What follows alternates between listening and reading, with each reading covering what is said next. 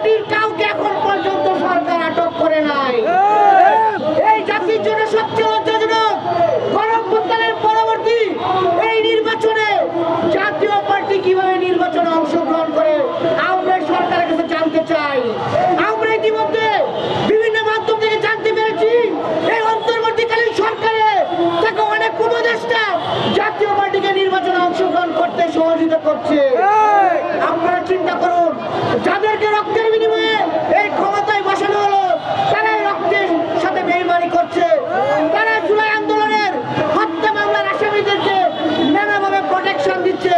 এখনো জুলাই আন্দোলনের অনেক শহীদ পরিবার তাদের সন্তানের, তাদের পরিবারের সদস্যের লাশ খুঁজে পায় নাই, কিন্তু সেই শহীদদের লাশকে বিক্রি করে এখনো এই সরকারের তাকে অনেকেই ধান্দাবাজি করে বেড়াচ্ছে। আমরা স্পষ্ট বলতে চাই, হাসিনা গত 15 বছর যেভাবে দুঃশাসন কায়েম করেছিল, হাসিনা ভেবেছিল তার কোনোদিন বিচার হবে না। হাসিনার বিচার কিভাবে হয়েছে দেখেছেন, নির্মমভাবে বাংলাদেশ থেকে বাড়াতে হয়েছে।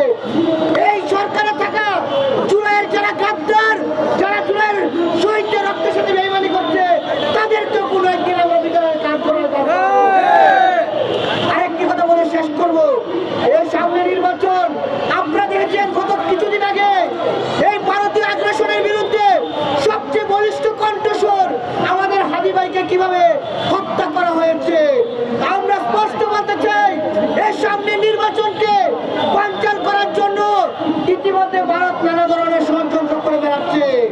আমরা জানতে পেরেছি ভারত থেকে পলাতক আওয়ামী লীগের সদস্যরা